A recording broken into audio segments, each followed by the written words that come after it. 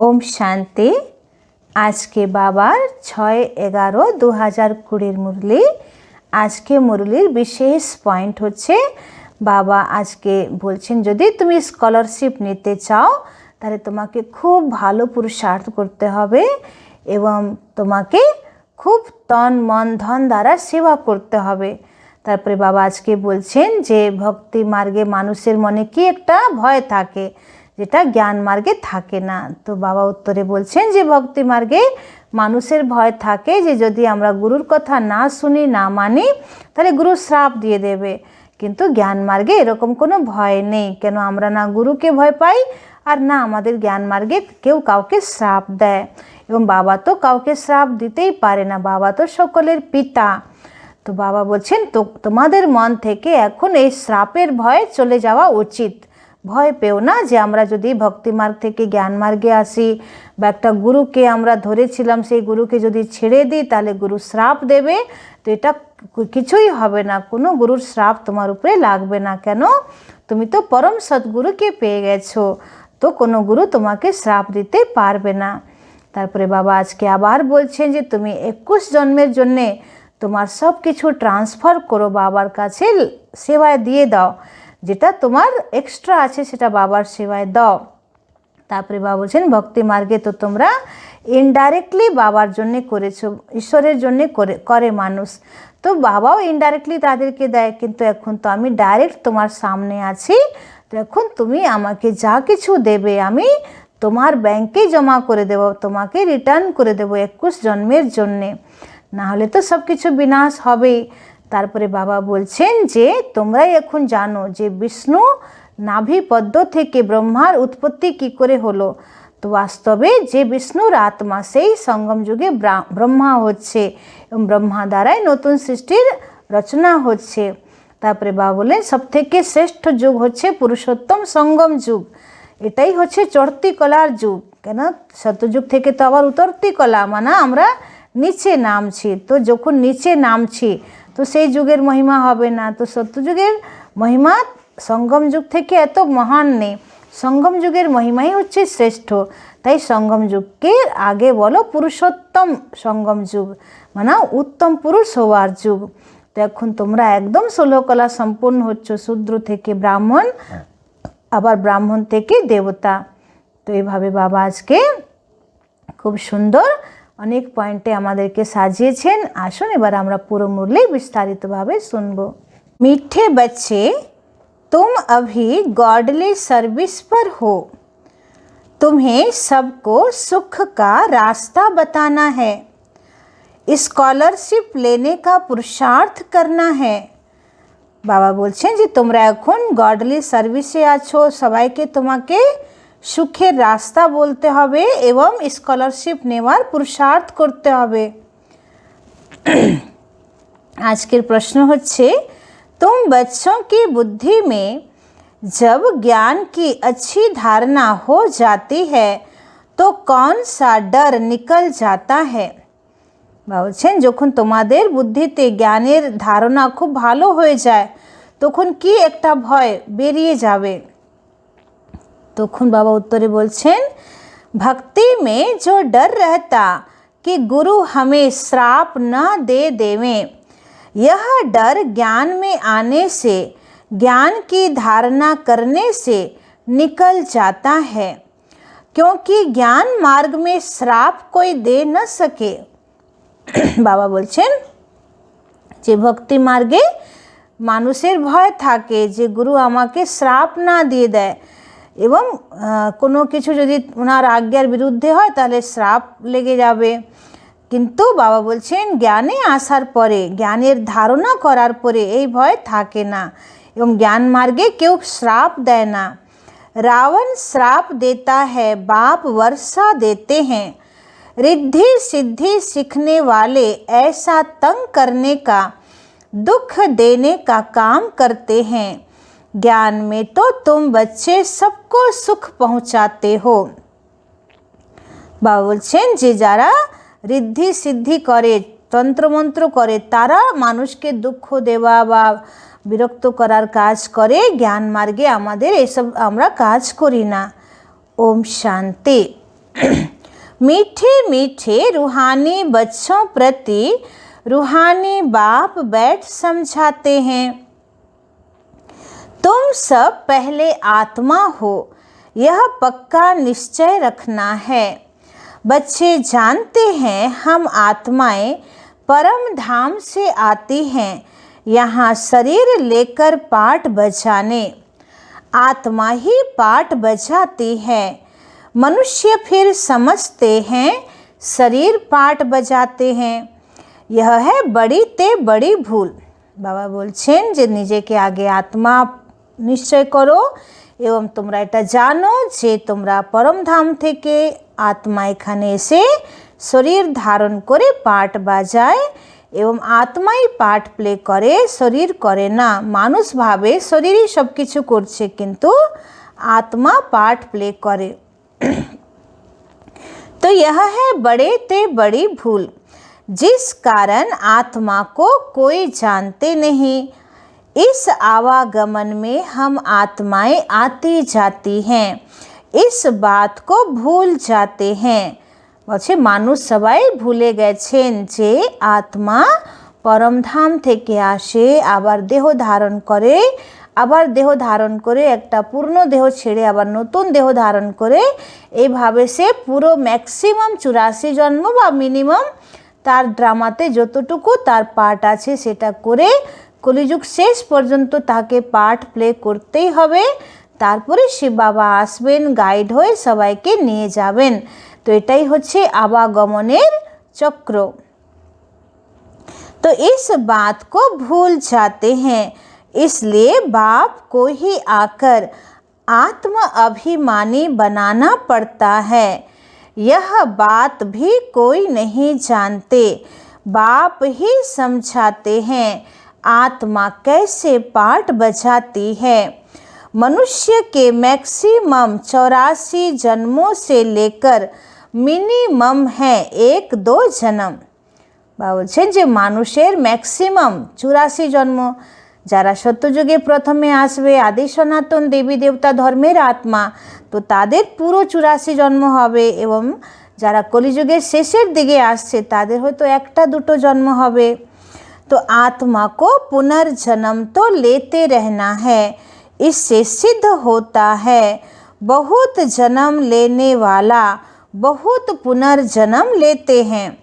तो बाबा বলছেন এটাতেই প্রমাণ হয়ে যাচ্ছে কি যারা পুরো 84 জন্ম নিচ্ছে তাদের পুরো পুনর্জন্মটাও 84টা হচ্ছে। তো এইভাবে যাদের জন্ম বেশি তাদের পুনর্জন্ম আছে, যাদের जन्म कम आछे तादेर पुनर्जन्मों कम आछे। तो थोड़े जन्म लेने वाला कम पुनर्जन्म लेते हैं।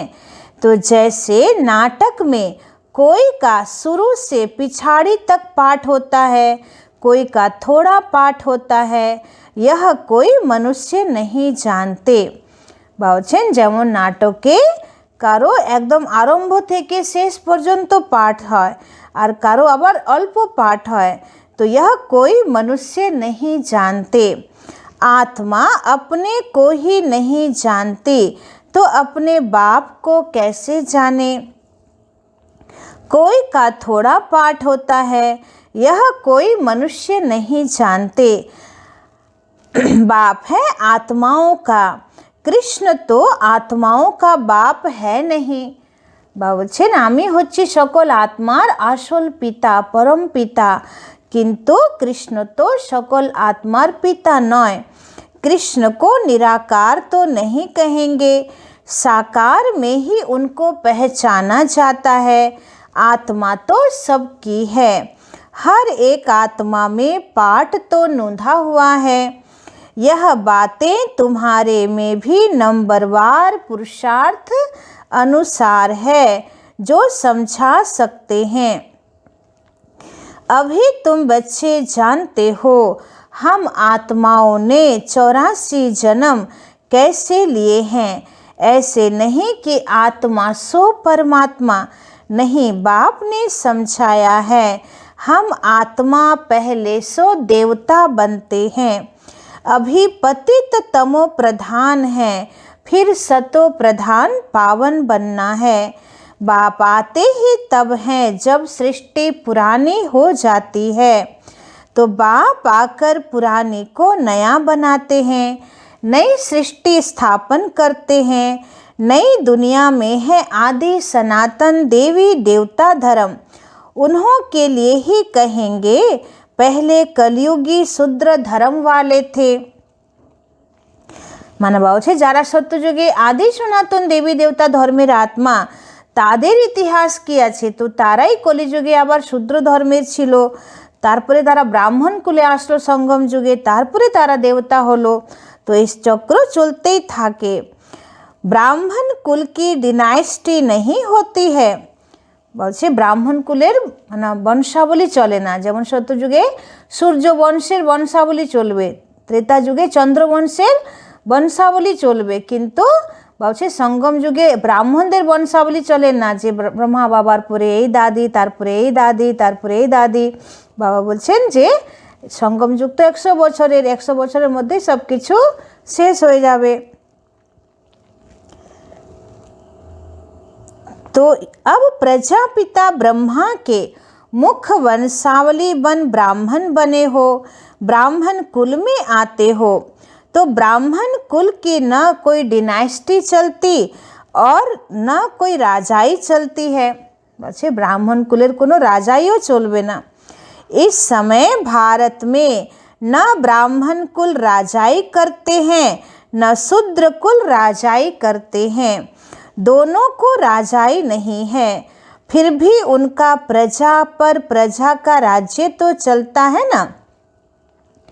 বলছেন এখন ভারতবর্ষে না ব্রাহ্মণদের রাজবংশ আছে, না যারা কৌরব, বাবা বলছেন তাদেরও মানে রাজবংশ নেই, প্রজার উপরে প্রজা রাজত্ব চলছে। तुम ब्राह्मणों का कोई राज्य नहीं है, तुम स्टूडेंट पढ़ते हो, बाप तुमको ही समझाते हैं। यह 84 का चक्र कैसे फिरता है। सतयुग, त्रेता, फिर द्वापर, कलयुग, फिर है संगम युग। तो इस संगम युग जैसी महिमा और कोई युग की है नहीं। यह है पुरुषोत्तम संगम युग। बाबा बोलছেন যে संगम যুগের महिमा আর কোনো যুগের হয় না, এটা হচ্ছে একদম পুরুষোত্তম संगम যুগ। सतयुग में त्रेता में आते, सतयुग से त्रेता में आते हैं तो 2 कला कम होती है, तो उनकी महिमा क्या करेंगे। गिरने की महिमा थोड़ी कहते होती है। বলছেন সঙ্গম যুগের তুলনায় সত্য যুগেরও মহিমা নেই। কেন? সত্য যুগ থেকে তো তুমি ত্রেতা যুগে যখন আসছো তখন তোমার 2 কলা কমে যাচ্ছে, 16 কলা থেকে তুমি 14 কলা চলে আসছো। তো যখন কেউ নামে তো তার যে অবনতি হয়, মতলব পতন হয়, তখন তো তার মহিমা নেই। মানে আমাদের সত্যযুগ থেকে তো ধীরে ধীরে আমরা নিচে নামছি না, কলা কমে যাচ্ছে। তো বাবা বলছেন যে সত্যযুগেও এত মহিমা নেই যেটা তোমার এখন সঙ্গম যুগের মহিমা আছে। तो फिर कला कम होते होते कनिष्ठ शूद्र बुद्धि बन जाते हैं, उनको पत्थर बुद्धि भी कहा जाता है। ऐसी पत्थर बुद्धि बन जाते जो जिनकी पूजा करते हैं उनकी जीवन कहानी को भी नहीं जानते। বলছে মানুষ এখন এত পাথর বুদ্ধি হয়ে গেছে কি যাদের পুজো করছে যেমন রাধে কৃষ্ণ লক্ষ্মী নারায়ণ, তো তাদের জীবন কাহানি কেউ জানে না। बच्चे बाप का जीवन न जाने तो वर्षा कैसे मिले। তোমরা নিজের পিতার পরিচয় যদি না জানো তাহলে তোমরা কি করে বাবার সম্পত্তি পাবে। तो अभी तुम बच्चे बाप के जीवन को जानते हो, उनसे तुमको वर्षा मिल रहा है। बेहद के बाप को याद करते हो, तुम मात पिता कहते हो, तो ज़रूर बाप आया होगा, तब तो सुख घनेरे दिए होंगे ना। बाप कहते हैं मैं आया हूँ, अथाह सुख तुम बच्चों को देता हूँ। बच्चों की बुद्धि में यह नॉलेज अच्छी रीति रहनी चाहिए, इसलिए तुम स्वदर्शन चक्रधारी बनते हो। বলছেন এখন আমি এসেছি তোমাদেরকে অপরন্ত সুখ দিতে, তো তোমরা সবসময় বুদ্ধিতে জ্ঞানের সদর্শন চক্রধারী হও। तुमको अब ज्ञान का तीसरा नेत्र मिला है।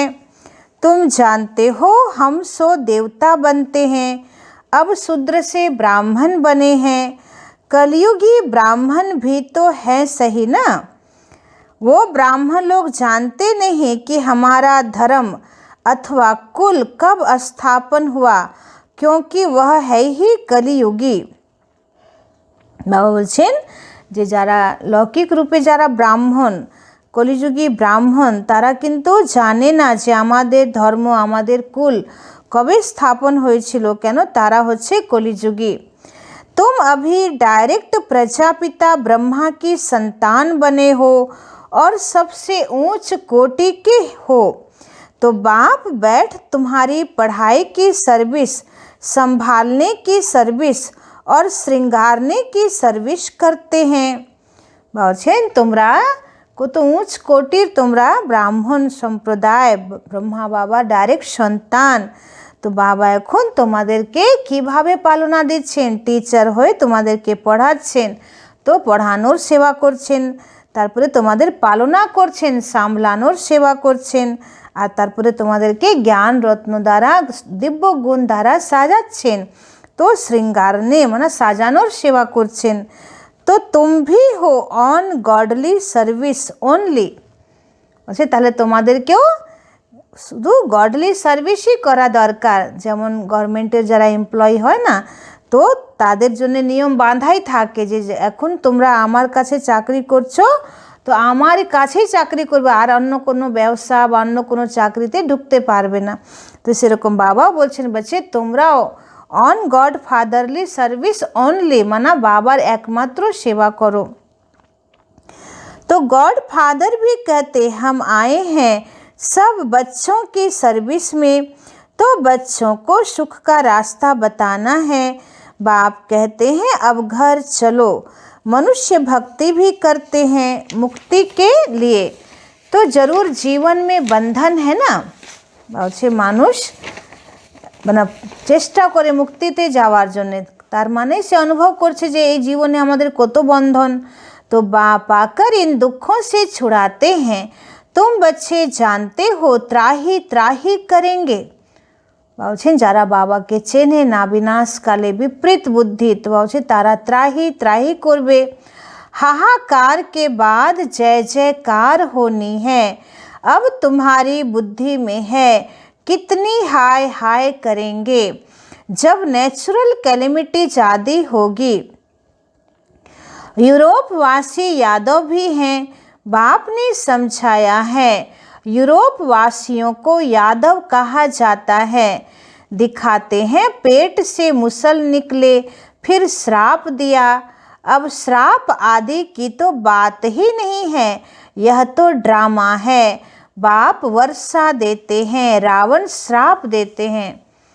শাস্ত্রে আছে না যে কৃষ্ণের ছেলে ছিল শ্যাম, তো সে খুবই দুষ্ট ছিল, তো সে একটা ঋষিকে খুব জ্বালাচ্ছিল, তখন ঋষি তাকে শ্রাপ দিয়েছিল যে তোমার পেট থেকে এমন একটা লোহার একটা অস্ত্র বেরোবে, মুসল বেরোবে, যে মুসল দ্বারাই পুরো তোমার যদুকুলের বিনাশ হবে।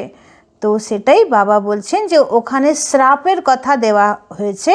তো বাবা বলছে যে বাবা বা জ্ঞানী বাচ্চারা কখনো কাউকে শ্রাপ দিতেই পারে না, श्राप देय एकमात्र रावण। तो यह एक खेल बना हुआ है, बाकी श्राप देने वाले तो दूसरे मनुष्य होते हैं, उस श्राप को उतारने वाले भी होते हैं। बाबा बोलছেন যে মানুষ শ্রাপ দেয়, আবার সেই শ্রাপ থেকে মুক্তি পাওয়ার আবার অন্য কোনো গুরু তাকে উপায় বলে দেয়। तो गुरु गोसाई आदि से भी मनुष्य लोग डरते हैं कि कोई श्राप ना दे देवे। যেমন শাস্ত্রে দেখিয়েছে যে ঋষি দুর্বাসা কথায় কথায় শ্রাপ দিত, আবার উনি বলতেন যে এই করলে আবার এই শ্রাপ থেকে মুক্তিও হতে পারে। তো বলছে এইসব মানুষের সঙ্গে হয়, কিন্তু ভগবান কখনো কাউকে শ্রাপ দেয় না।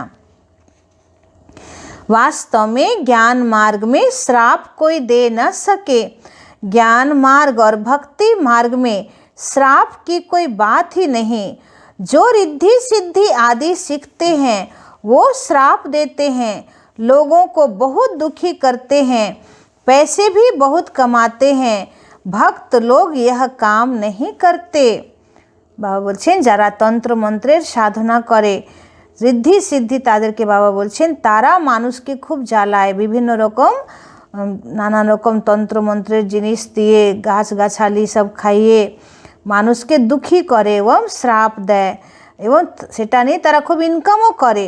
কিন্তু যারা আসল সাচ্চা ভক্ত হবে, ভক্ত শ্রেণীর আত্মা হবে, তারা এসব কাজ করবে না। तो भक्त लोग यह काम नहीं करते। तो बाबा ने यह भी समझाया है, संगम के साथ पुरुषोत्तम अक्षर जरूर लिखो। অর্থাৎ বাবা এটা বুঝিয়েছেন যে সঙ্গম যুগের সাথে সঙ্গম যুগের আগে पुरुषोत्तम अक्षर लिखते হবে। त्रिमूर्ति अक्षर भी जरूर लिखना है और प्रजापिता अक्षर भी जरूरी है, क्योंकि ब्रह्मा नाम भी बहुतों के हैं। प्रजापिता अक्षर लिखेंगे तो समझेंगे साकार में प्रजापिता ठहरा। अच्छे शुद्ध ब्रह्मा लेखो ना, ब्रह्मार आगे प्रजापिता शब्द अवश्य लेखो, যাতে মানুষ বুঝতে পারে যে প্রজাপিতা মানে সত্যি করে প্রজার পালক ব্রহ্মার এখানে কথা বলা হয়েছে। सिर्फ ब्रह्मा लिखने से सूक्ष्म वतन वाला भी समझ लेते हैं। যে শুধু ব্রহ্মা লিখলে আবার ভাববে যে ব্রহ্মাজি যে সূক্ষ্ম লোকে পদ্ম ফুলের উপরে বসে আছে তার কথা বলা হচ্ছে। तो ब्रह्मा विष्णु शंकर को भगवान कह देते हैं। प्रजापिता कहेंगे तो समझा सकते हो, प्रजापिता तो यहाँ है, सूक्ष्म वतन में कैसे हो सकता है। विष्णु को तो दिखाते हैं ब्रह्मा की नाभि से निकला, तुम बच्चों को भी ज्ञान मिला है, नाभि आदि की कोई बात ही नहीं है। बाबा बोलছেন যে বিষ্ণুকে দেখানো হয় যে ব্রহ্মাজি বিষ্ণুর নাভি থেকে বেরোলেন। তো বাবা বলছেন যে বিষ্ণুর নাভি থেকে ব্রহ্মার উৎপত্তি, তো সত্যি করে কোনো নাভি ক্ষেত্র থেকে এত বড় ডাইরেক্ট মানে বেশভূষা ধারণ করে বৃদ্ধ অবস্থায় সমস্ত গহনা আভূষণ পরে চার মুখের ব্রহ্মাজি কী করে বেরোতে পারেন। তো এগুলো হচ্ছে সব ইনার মিনিং হচ্ছে আধ্যাত্মিক রহস্য, কি সত্যযুগে যে নারায়ণের আত্মা ছিল সেই সঙ্গম যুগে ব্রহ্মা হচ্ছেন, মানে 84 জন্মের লম্বা ডান্ডি পার করে উনি বিষ্ণুরই আত্মা সঙ্গম যুগে কলিযুগের শেষে ব্রহ্মা হচ্ছেন। ব্রহ্মা দ্বারা আবার নতুন সৃষ্টির স্থাপনা করানো হচ্ছে। তো একই আত্মা সত্যযুগে নারায়ণ হয়ে বিশ্বের পালনা করছেন, আর সেই আত্মা কলিযুগের শেষে ব্রহ্মা হয়ে নতুন সৃষ্টির স্থাপনা করছেন। तो सारे चक्र का ज्ञान तुम इन चित्रों से समझा सकते हो, बिगर चित्र समझाने में मेहनत लगती है। ब्रह्मा सो विष्णु, विष्णु सो ब्रह्मा बनते हैं। लक्ष्मी नारायण 84 का चक्र लगाकर फिर ब्रह्मा सरस्वती बनते हैं। बाबा ने पहले से नाम दे दिए हैं, जब भट्टी बनी तो नाम दिए, फिर कितने चले गए, इसलिए समझाया है ब्राह्मणों की माला नहीं होती, क्योंकि ब्राह्मण है पुरुषार्थी, कभी नीचे कभी ऊपर होते रहते हैं। বাবা বলছেন যে বাবা অনেকদের দিব্য নাম দিয়েছিলেন, পরমধাম থেকে বাবা শিব বাবা এসে সূক্ষ্মবতনে ব্রহ্মা বাবা দ্বারা বাবা বলছেন অনেক নতুন নতুন বাবা নাম দিয়েছিলেন, তো সন্দেশীরা নিয়ে আসতো। তো বাবা বলছেন যাদেরকে অলৌকিক নাম দিয়েছিলেন শিব বাবা তারাও অনেকেরা বাবার হাত ছেড়ে চলে গেছে, এই জন্যে আর বাবা নতুন করে কারো নাম দেয় না। तो ब्राह्मणों की माला पिछाड़ी में बनती है, ग्रहचारी बैठती है। बाबा तो जवाहरी था, मोतियों आदि की माला कैसे बनती है, अनुभवी है ना। বাবা বলছেন ব্রহ্মা বাবা তো জহরি ছিলেন, তো কিভাবে মুক্তোর মালা তৈরি হয় সেটা বাবা অনুভবী আছেন, জানেন। সেরকম ব্রাহ্মণদের মালা লাস্টে তৈরি হবে। हम सो ब्राह्मण दैवी गुण धारण कर देवता बनते हैं, फिर सीढ़ी उतरनी है, नहीं तो 84 जन्म कैसे लेंगे। 84 जन्मों के हिसाब से यह निकल सकते हैं। तुम्हारा आधा समय पूरा होता है जब दूसरे धर्म वाले ऐड होते हैं। माला बनाने में बड़ी मेहनत लगती है। बड़ी संभाल से मोतियों को टेबल पर रखा जाता है कि कहाँ हिले नहीं। फिर सुई से डाला जाता है। कहाँ ठीक न बने तो फिर माला तोड़नी पड़े। यह तो बहुत बड़ी माला है। बाबा अनुभव শোনাচ্ছেন যে কি করে মুক্তোর মালা তৈরি হয়। তো বাবা বলছেন যে খুব সাবধানে মুক্তোগুলোকে টেবিলে রাখা হয় যে যাতে ওরা না নড়ে, এবং তারপরে ধীরে ধীরে সুই দিয়ে ছুঁচ দিয়ে ওটাকে মানে মুক্তোকে ভিতরে ভরা হয়। তারপরে যদি একটু উপর নিচ হয়ে যায় তাহলে আবার মালাকে বাবা বলছেন ভাঙতে হয়। তো यह तो बहुत बड़ी माला है। বাবা বলছেন এটা তো খুবই বড় মালা। বাবার এতগুলো বাচ্চারা পুরুষার্থ করছেন, তো কত বাচ্চা কিভাবে তৈরি হবে, কার পরে কার নাম্বার আসবে, তো এটা তো খুবই বড় মালা। তো বাবাও খুব সাবধানে এই মালা বানাচ্ছেন। तुम बच्चे जानते हो हम पढ़ते हैं नई दुनिया के लिए। बाबा ने समझाया है कि स्लोगन बनाओ, हम शूद्र सो ब्राह्मण, ब्राह्मण सो देवता कैसे बनते हैं आकर समझो। इस चक्र को जानने से तुम चक्रवर्ती राजा बनेंगे, स्वर्ग का मालिक बन जाएंगे। ऐसे स्लोगन बनाकर बच्चों को सिखलाना चाहिए। बाबा युक्तियाँ तो बहुत बतलाते हैं, वास्तव में वैल्यू तुम्हारी है। तुमको हीरो हीरोइन का पार्ट मिलता है। हीरे जैसा तुम बनते हो, फिर 84 का चक्र लगाए कौड़ी मिसल बनते हो। বলছে তোমরাই এখন হচ্ছ হিরো হিরোইন। কেন যারা স্টার্টিং থেকে শেষ পর্যন্ত যারা অভিনয় করে তাদেরকেই হিরো হিরোইন বলা হয়। এবং বাবা বলছেন তোমরা হচ্ছ স্বর্গের মালিক, তোমাদের ভ্যালু খুব, তোমরাই হচ্ছ আমার হিরে বাচ্চা। তো তোমরাই এখন হিরে তুল্য হচ্ছ, আবার তোমরাই কলিকালে একদম কড়ি তুল্য হয়ে গেছিলে।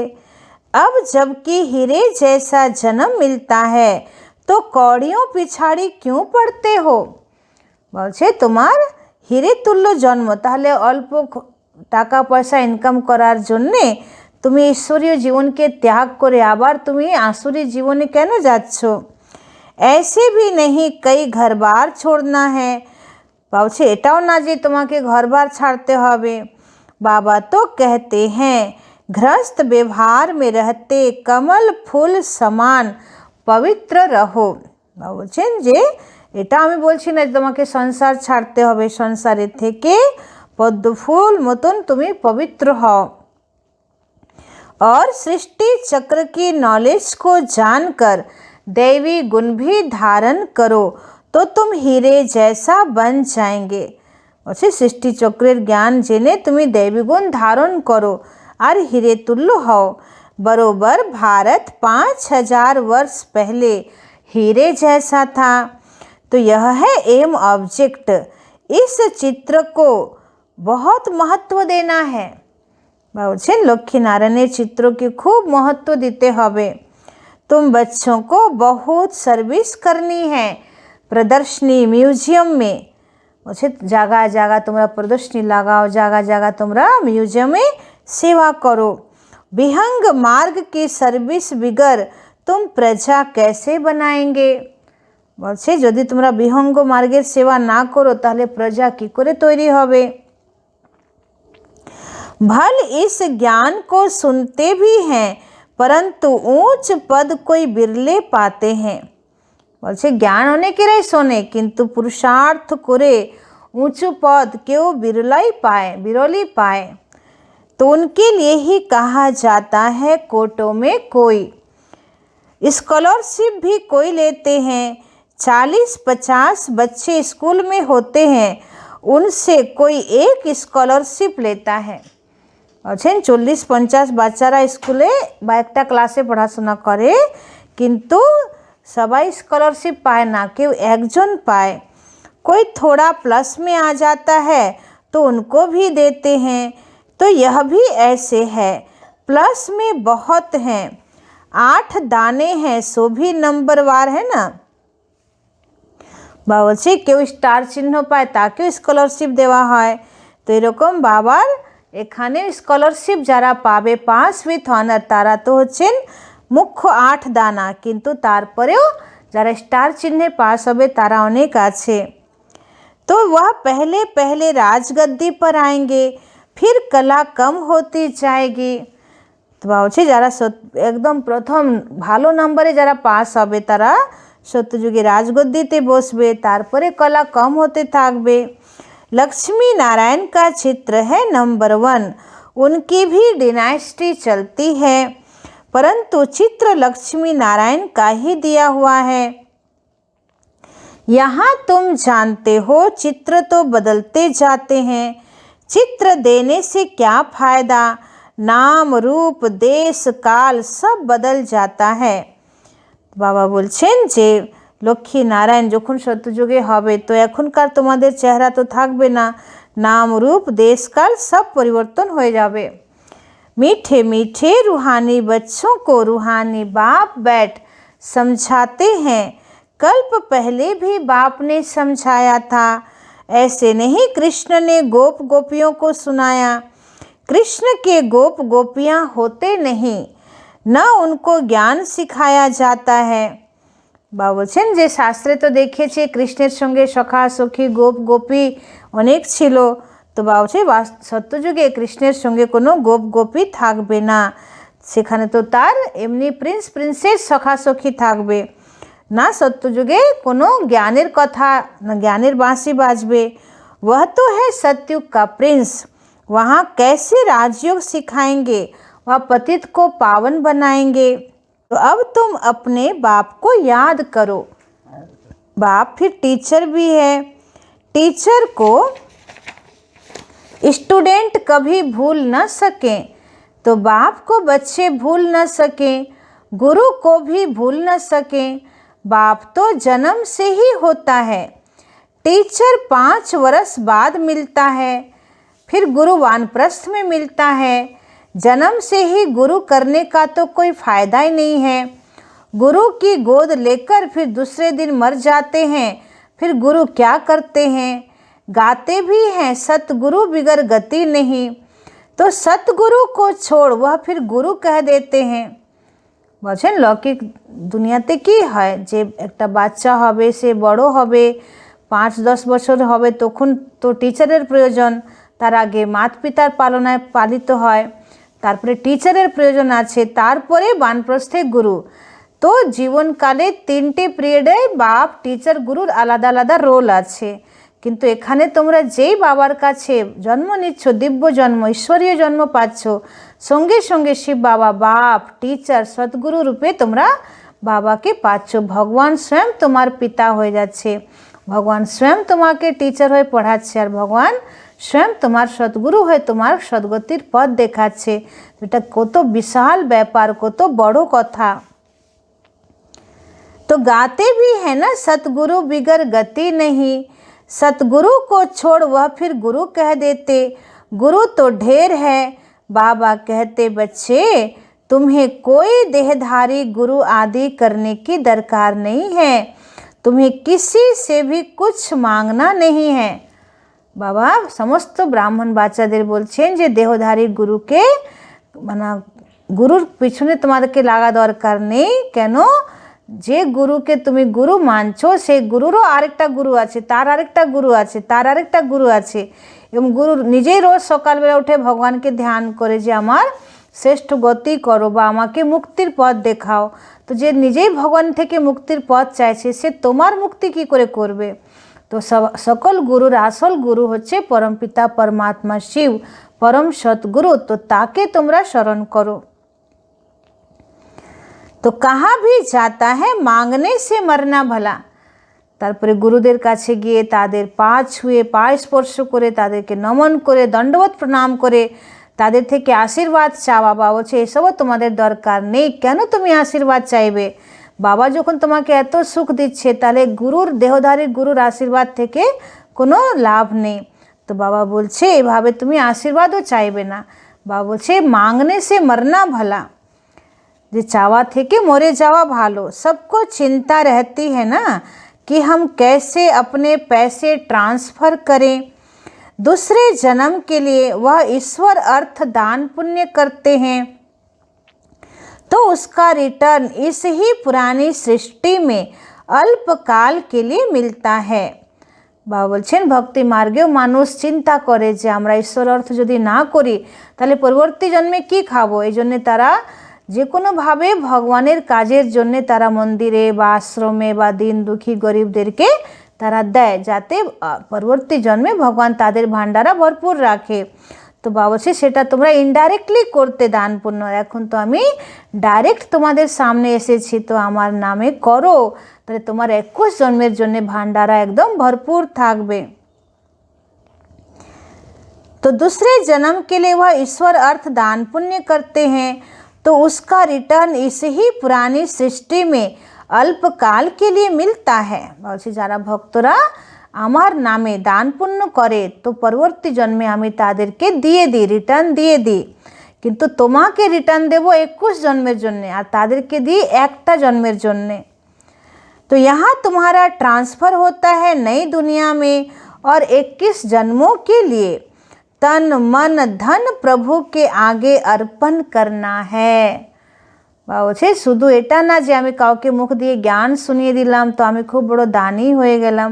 বাবা বলছেন না, তোমার যে সবথেকে প্রিয় জিনিস সেটাও তুমি যদি বাবার সেবায় লাগাও তো সে দান মহাপুণ্য হচ্ছে। তো আমাদের সবথেকে প্রিয় জিনিস কি? আমার শরীর। তো শরীর দিয়ে তোমাকে খাটতে হবে, বাবার যজ্ঞের সেবা করতে হবে, মন দিয়ে তোমাকে মনসা সেবা করতে হবে, মন প্রাণ দিয়ে তোমাকে বাবাকে ভালোবাসতে হবে। মনের মধ্যে কোনো ছল চাতুরি ঠগ মান শানের ইচ্ছা এসব লাগবে চলবে না। আর তোমার যা ধন আছে বিনাশী ধন তোমার নিজের জীবিকা নির্বাহের জন্য রেখে বাকি সব টাকা বাবার যজ্ঞে লাগাও। तो सो तो जब आए तब अर्पण करे ना। तो अच्छा আমি তো সাক্ষাৎ তোমার সামনে আছি। प्रभु को कोई जानते ही नहीं तो गुरु को पकड़ लेते हैं। तो बाबा বলছেন যে মানুষ ভগবানকে তো জানেই না, এই জন্য গুরুকে ধরে নেয়। বলছে यहाँ तुम्हारा ट्रांसफ़र होता है नई दुनिया में और 21 जन्मों के लिए। বলছে বাবার জন্য তুমি যা কিছু করছো সেটা তোমার পুরো ঈশ্বরীয় ব্যাংকে জমা হবে আর 21 जन्मेर जन्ने हवे। तो धन आदि गुरु के आगे अर्पण कर देते हैं। वारिस नहीं होता है तो सब गुरु को देते हैं। आजकल कायदे अनुसार ईश्वर अर्थ भी कोई देते नहीं हैं। বাবা বলছেন যে অনেক মা বাবার নিজের সন্তান হয় না, ওয়ারিস নেই, এখন টাকা পয়সা প্রচুর আছে ধন সম্পদ, তখন তারা কোনো আশ্রমে দান করে দেয় বা কোনো গুরু মহারাজকে দিয়ে দেন। তো বাবা বলছেন যে कायदे अनुसार नियम अनुसार भगवानेर नामे क्यों लगाए ना। तो बाप समझाते मैं गरीब निवाज हूँ इसलिए मैं आता हूँ भारत में, तुमको आकर विश्व का मालिक बनाता हूँ। डायरेक्ट और इनडायरेक्ट में कितना फ़र्क है। বলছে ইনডাইরেক্টলি তোমরা আমাকে স্মরণ করতে, আমার নামে দান পুণ্য করতে, আমিও তোমাদেরকে ইনডাইরেক্টলি ভক্তির ফল দিতাম, আর এখন ডাইরেক্ট আমি এসেছি তোমাদেরকে এত উঁচু জ্ঞান দিচ্ছি এবং তোমার থেকে সমস্ত পূর্ণ জিনিস নিয়ে তোমার ট্রান্সফার করে সত্যযুগে তোমাকে দেব আমি।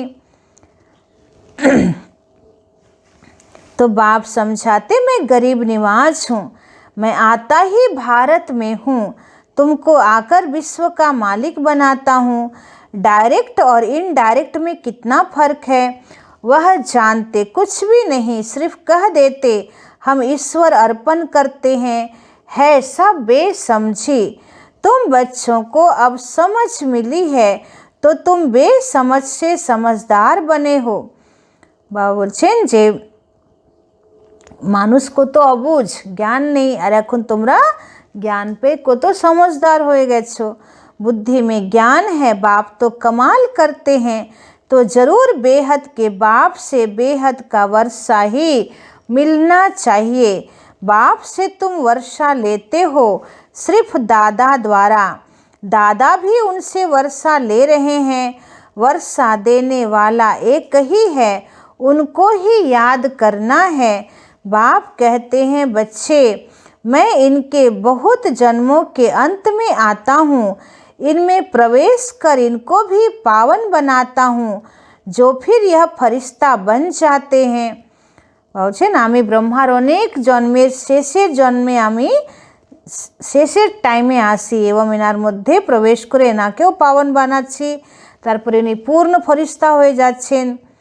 तो बैच पर तुम बहुत सर्विस कर सकते हो, तुम्हारा यह सब है अर्थ सहित बैजेस। বলছে ব্যাচের উপরে তুমি খুব সেবা করতে পারো, তোমার সব কিছু মিনিং সহ আছে, অর্থ সহিত আছে। यह तो जीवन दान देने वाला चित्र है। বলছে ব্যাচের উপরে সেবা করা হচ্ছে জীবন দান পেয়ে যাবে आत्मा। तो इनकी वैल्यू का किसी को भी पता नहीं है और बाबा को हमेशा बड़ी चीज़ पसंद आती है जो कोई भी दूर से पढ़ सके। বলছে বাবা সবসময় বড় জিনিসকে পছন্দ করে যাতে দূর থেকে মানুষ স্পষ্ট দেখতে পারে। अच्छा मीठे मीठे सिखिला दे बच्चों प्रति माता पिता बाप दादा का याद प्यार और गुड मॉर्निंग। रूहानी बाप की रूहानी बच्चों को नमस्ते। हम रूहानी बच्चों की रूहानी बाप दादा को पदम गुना नमस्ते नमस्ते नमस्ते। सदा रहेंगे हंसते, बनेंगे फरिश्ते, चलेंगे परम धाम के सीधे रास्ते। शुक्रिया बाबा शुक्रिया। এবার ধারণার মুখ্য সার। 1 नंबर पॉइंट, बाप से बेहद का वर्षा लेने के लिए डायरेक्ट अपना तन मन धन ईश्वर के आगे अर्पण करने में समझदार बनना है। বলছেন বাবা থেকে বেহদের বর্ষা নেওয়ার জন্য ডাইরেক্ট নিজের তন মন ধন ঈশ্বরের কাছে অর্পণ করো, আর এইভাবে তুমি समझदार হও। अपना सब कुछ 21 जन्मों के लिए ट्रांसफ़र कर लेना है। বলছে নিজের সব কিছু 21 জন্মের জন্য ট্রান্সফার করো। 2 नंबर बाबा बोलছেন जैसे बाप पढ़ाने की, संभालने की और श्रृंगारने की सर्विस करते हैं, ऐसे बाप समान सर्विस करनी है। বলছে যেমন বাবা তোমাকে পড়াচ্ছে, সামলাচ্ছে এবং তোমাকে দিব্য গুণ দ্বারা সাজাচ্ছে, এরকম বাপ সমান তুমিও সার্ভিস করো। जीवन बंध से निकाल सबको जीवन मुक्ति में ले जाना है। বলছে জীবন বন্ধন থেকে মুক্ত করে সবাইকে জীবন মুক্তিতে নিয়ে যাও। আজকের বরদান, सर्व खजानों की इकोनॉमी का बजट बनाने वाले মহিন পুরুষার্থী ভব। বলছেন সকল খাজানার ইকোনমির বাজেট তৈরি করো, তবে তুমি মহিন পুরুষার্থী সূক্ষ্ম পুরুষার্থী होते पारबे।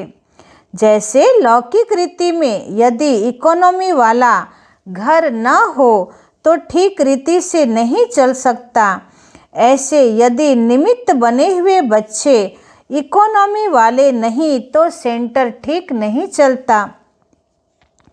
तो वह हुई हद की प्रवृत्ति, यह है बेहद की प्रवृत्ति। तो चेक करना चाहिए कि संकल्प बोल और शक्तियों में क्या क्या एक्स्ट्रा खर्च किया। तो बाबा बोलছেন যে সংকল্প बोल আর শক্তি এগুলোকেও বেশি খরচা যেন না করা হয়, তবেই আমরা ইকোনমি করতে পারবো। तो सर्व खजानों की इकोनॉमी का बजट बनाकर उसी अनुसार चलते हैं, उन्हें ही महीन पुरुषार्थी कहा जाता है। বাবা বলছেন যে সকল খাজানার ইকোনমির বাজেট বানিয়ে তারপরে চলে তাদেরকেই সূক্ষ্ম পুরুষার্থী বলা হবে। उनके संकल्प बोल कर्म व ज्ञान की शक्तियाँ कुछ भी व्यर्थ नहीं जा सकती। বলছে তাদের সংকল্প बोल কর্ম এবং জ্ঞানের শক্তি কিছুটাই ব্যর্থ যাবে না। আজকের স্লোগান হচ্ছে स्नेह के खजाने से माला माल बन, सबको स्नेह दो और स्नेह लो। বলছে স্নেহের সাগর হও, স্নেহের খাজানায় মালামাল হয়ে সবাইকে স্নেহ দাও আর সকলের থেকে স্নেহ নাও। ওম শান্তি।